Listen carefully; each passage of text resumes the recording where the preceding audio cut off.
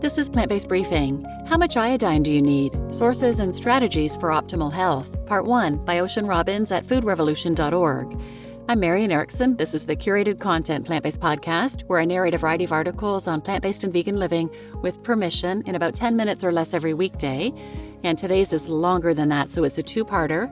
I'm reading Part 1 today and then tune in tomorrow for the second half. So now let's get to today's Plant-Based Briefing. How much iodine do you need? Sources and strategies for optimal health. Part 1 by Ocean Robbins at foodrevolution.org. Summary. Iodine is one of those Goldilocks nutrients that can be problematic if you don't get enough or if you get too much. And if you don't eat animal products, there are only a few reliable sources. So should you supplement? Should you consume iodized salt? Read on to get the facts about iodine, why it's critical to your health, and how to ensure your consumption is just right. It's the early part of the 19th century. Napoleon is trying to conquer Europe. England is trying to stop him. And everybody needs gunpowder. Turns out there's no such thing as a gunpowder mine. Thank heavens for small mercies. So the stuff had to be manufactured. And one of the waste products of this process was giant piles of violet-colored solids. A French chemist, Bernard Courtois, whose father was a saltpeter manufacturer, was the first to suspect that this violet stuff was an as-yet-undiscovered chemical element. When this discovery was confirmed, the new element was named iodine, after the Greek word for violet. It's a pretty rare element in the universe and on Earth, which I'm guessing is where most of my readers live, with the greatest concentrations found in the oceans. But it's crucial for the health of all vertebrates because it's necessary for the functioning of the gland responsible for energy production, the thyroid. Iodine deficiency is less of a problem these days because of global public health campaigns to add the nutrient to table salt. That's what iodized means on the label, but it still affects up to 30% of the world's human population. If you consume iodized salt, you're almost certainly getting enough iodine, but a lot of salt sold in natural food stores, such as Himalayan and Celtic sea salt, only contains trace amounts of naturally occurring iodine, if any. And if you choose to avoid added sodium as part of an SOS-free diet that is free of added salt, oil, and sugar, you may want to consider getting your iodine from other sources. The thing is, though, that both too much and too little iodine can be problematic. So how much iodine do you need? What are the best sources? And how can you avoid excess or deficiency? What is iodine? Iodine is an essential micronutrient that's necessary for human health. Even though you only need a small amount, you do need iodine from food or supplements because the body doesn't make its own. The thyroid gland, a small butterfly-shaped organ located in the front of the neck, needs iodine to produce the hormones thyroxine, T4, and triiodothyronine, T3, which play several critical roles in your body. T4 and T3 are important for metabolism, the body's process of turning food into energy.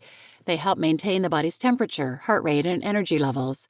They're also necessary for proper bone and brain development during pregnancy and infancy. Iodine can be the limiting factor in the thyroid's hormone factory. When you don't get enough iodine, your thyroid can become underactive, a condition known as hypothyroidism. At the same time, too much iodine can cause the thyroid gland to go into overdrive, a condition called hyperthyroidism. We'll look at both of these conditions in more detail below. If you find yourself getting confused about hypo and hyperthyroidism, here's a quick Greek lesson. Hypo means too little or under. For example, hypothermia means too little heat, and a hypodermic needle injects under the skin. Hyper, on the other hand, means too much. For instance, hyperactivity describes overly active behavior, and a hyperbole is an exaggeration. How much iodine do you need? Iodine is known as a trace mineral since you only need a small amount. The U.S. recommended daily allowances, RDAs, are considered the floor, the minimum quantity needed for health. You might think that more is better, but as I mentioned earlier, it's also easy to get too much. You want just the right amount. Think Goldilocks, although now that I do, what's the deal with Papa Bear's porridge being too hot and Mama Bear's being too cold? How does that happen? Here are the iodine RDAs. From birth to 6 months, you need 110 micrograms per day. 7 to 12 months, 130. 1 to 3 years, 90. 4 to 8 years, 90. 9 to 13 years, 120 micrograms per day. And 14 plus years, 150 micrograms per day. However, during pregnancy, you need 220, and lactation, 290. A microgram is 1/millionth of a gram. If you picture cutting a single paper clip, regular size, not a jumbo one, into 1,000,000 pieces, Each of those pieces would weigh roughly 1 microgram. Fun fact, if each cut took 5 seconds, you would need nearly 2 months of nonstop snipping to get the job done. Iodine deficiency. As we've seen, not getting enough iodine in the diet results in iodine deficiency, which can cause iodine deficiency disorders, or IDDs. One of these is goiter, or an enlargement of the thyroid. When your pituitary gland notices a shortage of thyroid hormones, it sends a message to the thyroid to increase production. The thyroid gland tries to compensate by increasing its activity. In the absence of sufficient iodine, however, this increased activity, instead of bringing the hormones to their proper levels, causes an enlarged thyroid that can make it difficult to swallow, cough, and even breathe. Even without goiter, not enough iodine can cause the thyroid gland to be underactive, a condition known as hypothyroidism. In this condition, the body's iodine levels decrease, keeping your thyroid from producing enough thyroid hormones. Your metabolism slows, and accompanying symptoms can include fatigue, weight gain, cold intolerance, infertility, and depression. Prior to the 1920s, iodine deficiency was prevalent in the Great Lakes, Appalachians, and northwestern regions of the United States, an area that came to be known as the goiter belt.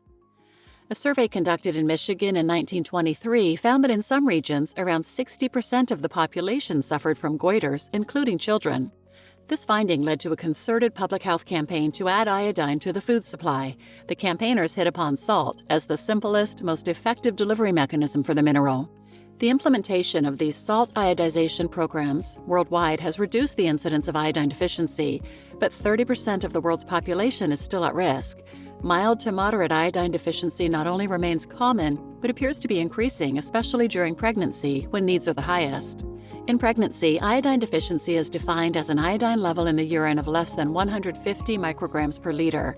In those who are not pregnant, it's less than 100. You just listened to How Much Iodine Do You Need? Sources and Strategies for Optimal Health, Part 1 by Ocean Robbins at foodrevolution.org. And I'm Marian Erickson, your host. Tune in tomorrow for the second half of this article, where you'll learn about the problems with iodine excess, considerations for thyroid disease, iodine sources in food and supplements, and 3 great simple recipes to get iodine from sea vegetables. So please share this episode with anyone who might benefit, and thanks for listening.